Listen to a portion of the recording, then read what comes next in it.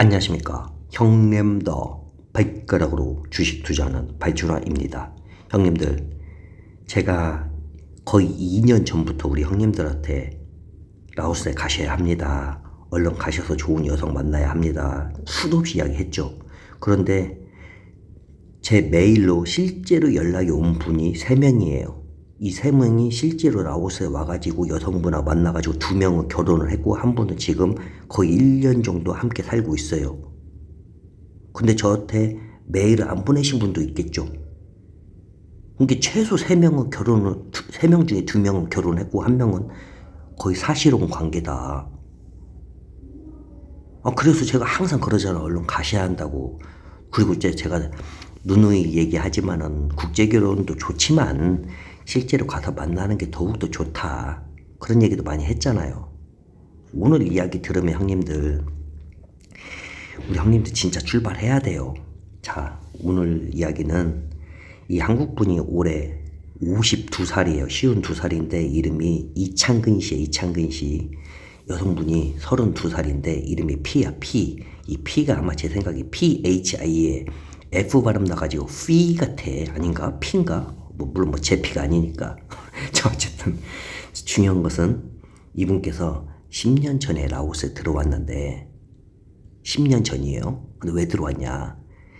15년 전에 이분 친구가 라오스 여성분이랑 결혼했어요. 그런데 그 여성분이 지금 충청도에 사는데 같이 충청도 고향이에요. 너무 착해. 진짜 천사야, 천사. 그래서 자기 친구가 야, 너도 결혼해라. 라오스 여성이랑 진짜 착하다. 너도 보면 알잖아. 이런 여성 어딨냐, 한국에. 자주 이렇게 조언을 해줬어요. 또 그 이제 라오스 여성분도 친구의 아내분도 라오스에 가면은 착한 여자들 많다. 아니면 자기가 소개시켜준다고 막 그러니까 또 괜히 부담돼가지고 아니다 했는데 혼자 직접 라오스에 들어왔어요. 그래서 어디로 갔냐. 자기 친구의 아내분이 이제 베트남 국경 가기 전에 그쪽에 살아요. 그러니까 막 쌈느아 쪽 아니면은 뭐 무앙쿠아 뭐 이쪽 같아요. 그러니까 그쪽 여성이 착할 거라고 생각을 한 거죠. 물론 라오스에도 그쪽도 나쁜 사람이 있고 뭐 남쪽에도 착한 사람이 있고 그러니까 비엔티안에서 오토바이를 한 대 사가지고 위쪽으로 계속 올라간 거예요. 이 오토바이도 자기 친구가 조언을 해줬어요. 이왕이면 오토바이를 사가지고 여기저기 들리면서 올라가라고. 근데 또 농촌 사람이어가지고 또 그냥 오토바이도 기가 막히게 타니까 우리 또 기아 넣는 걸로 기아 그냥 4단 누르면서 그냥 탁탁탁탁 그냥 자 그래가지고 계속 올라갔어요. 그 루앙프라방도 지나가고 무앙사이도 지나가고 계속 위로 올라갔는데 이제 어느 지역에서 가고 있는데 이제 산길이에요. 근데 산길인데 앞에 이제 녹자가 있고 오솔길이라고 해야 하나? 이렇게 차 한 대 지나가기도 좀 어려운 길인데 거기에 이제 여자가 하나 자빠져 있는 거예요. 표현이 좀 그런데 근데 이제 여자분이 그때 당시 이분이 이제 여성분이 20살이었죠. 자전거가 넘어졌는데 자전거 근처에 오이, 피망, 고추, 뭐 상추, 먼추 막 전부 다 막 아주 그냥 굴러다니고 있는 거야. 자빠져가지고 막 다 같이 사람도 자빠졌고 야채도 자빠지고 채소도 자빠져 있고. 근데 깜짝 놀랐죠. 그래서 오토바이에서 내렸더니 그냥 여성분이야 막 그 살이 막 많이 까졌어. 피가 나는 거야. 근데 여성 막 질질 짜는 거죠. 그러면서 그걸 줍는 거야. 그래서 이제 이 남성분이 대신 막 주워줬어요. 주는 게 뭐 여성분 막 남성분 막 쳐다보면서 막 울죠. 그래서 다 주워가지고 어떤 건 막 저 밑에까지 굴러 내려가 버렸어요. 그래서 어쨌든 대충 한 90% 주워주고 그걸 주고 밑으로 내려가지고 그걸 또 주워가지고 줬어요. 근데 대부분 다 주운 것 같아요. 그래서 이제 여성분 상태를 보면서 물어봤죠. 괜찮냐? 움직일 수 있겠냐?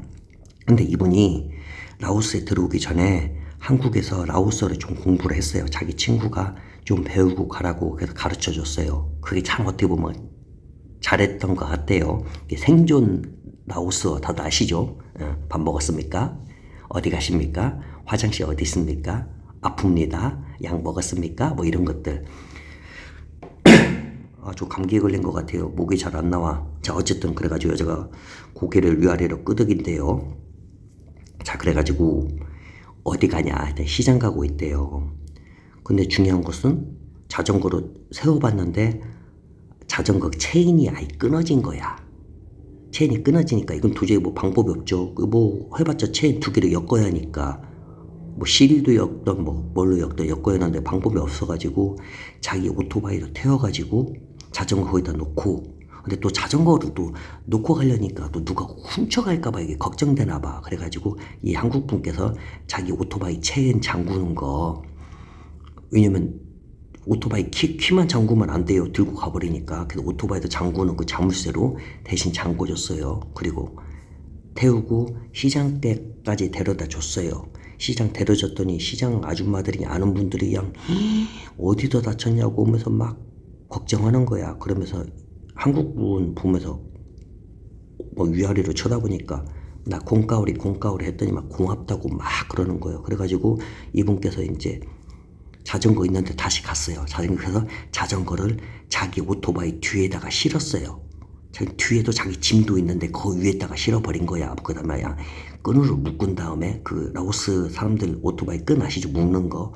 그걸로 묶어서 시장까지 갖다 줬어요. 그랬더니 그냥 그 여자가 고맙다고 그냥 인사를 그냥 옥황상제에게 인사하듯이 그냥 한 50번을 하듯 막 너무 감사하다던데. 그래서 아무튼 이산 위로 출발했어요. 그래서 한 30분 출발했나? 그냥 걱정되는 거야. 그냥 너무 걱정돼. 그 어린 여자애가 그렇게 다쳤는데 또 시장에서 저걸 팔고 있으니 또 자전거는 어떻게, 집에는 어떻게 갈까. 그래서 다시 시장에 돌아갔대요.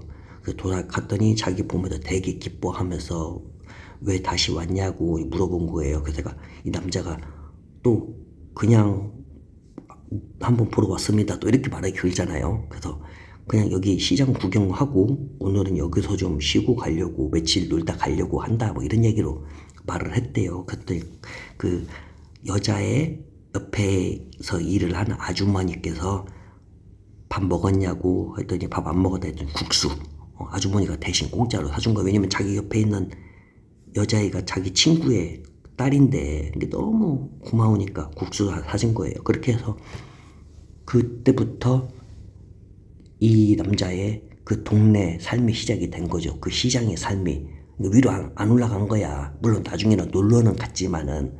그래서 이제 시장에서 맨날 시장 놀러 다녔어요. 옆에 이제 게스트하우스라 말하기도 그렇고 그냥 여관, 완전 깡촌 여관, 가끔 그냥 바퀴벌레 2-3마리씩 나오는. 근데 우리 또 충청도 남자는 또 그런 거 안 무서워하지. 예.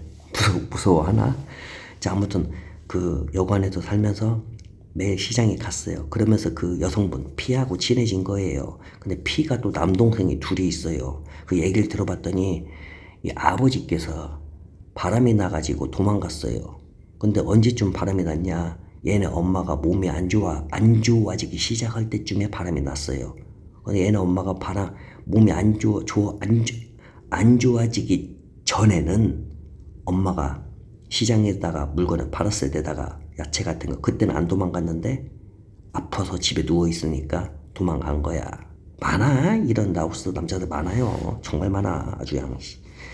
아무튼 그래가지고 피가 이제 엄마도 먹여 살려야 하고 밑에 동생 둘도 먹여 살려야 하고, 그래서 야채를 그 시장에 따가지고 시장에다 내다 파는 거죠. 그렇게 해서 둘이 인생이 완전 시작이 된 거예요. 그래서 그 집에도 자주 놀러가서 어떻게 보면은 참 보살펴주기 시작했어요. 그러니까 피의 이 동생 2명도 이 창근 씨를 엄청나게 잘 따르는 거야. 그 다음에 이 어머니조차도 너무나 이 창근 씨를 마음에 들어 하고, 그렇게 되다 보니까 어머니가 시켰나 아니면은 이 피가 마음에 들었나, 피가 항상 이제 창근 씨한테 의지를 하기 시작하는 거예요. 이게 나이 차이가 그때 42살에 20살이니까 22살이잖아요.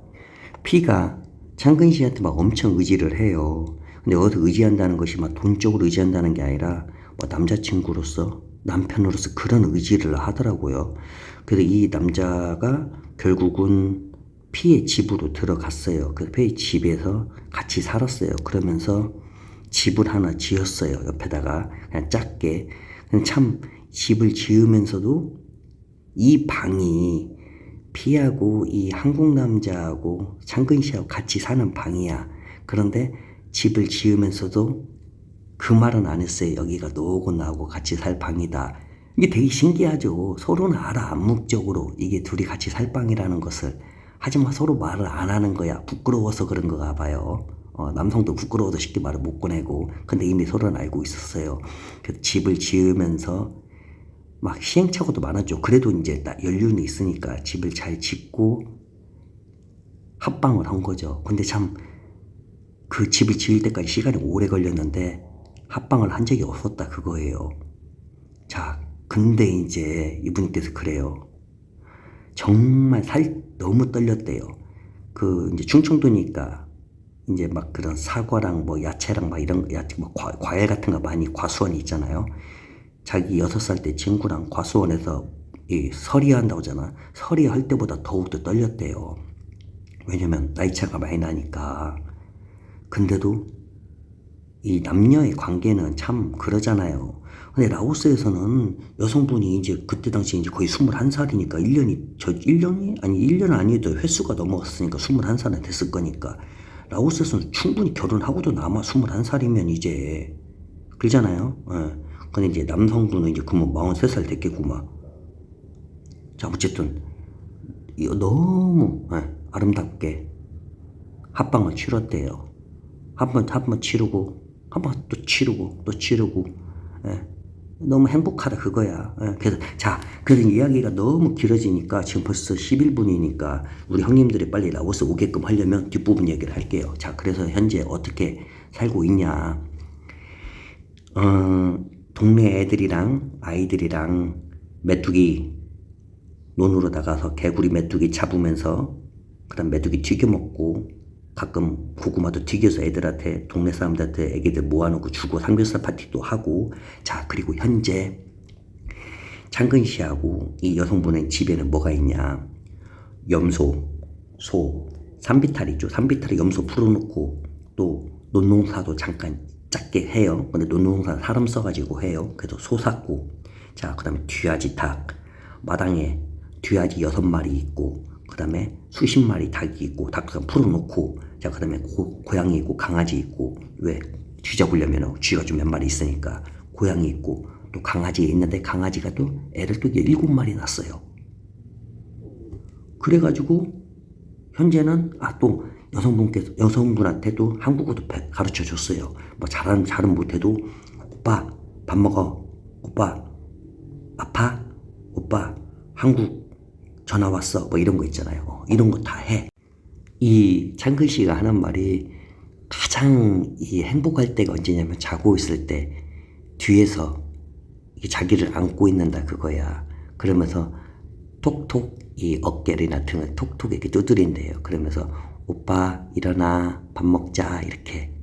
그때 너무 귀엽대요. 그때가 그렇게 너무 사랑스럽다 그거야. 그러면 또 거기서 또 그냥 심하게 안타까리 또 하고. 근데 이분은 한국도 이제까지 지금 한국에 2번 왔었대요. 근데 이분은 평생 라오스에서 살 생각을 하고 있대요. 그리고 자기 친구도 라오스로 들어왔어요.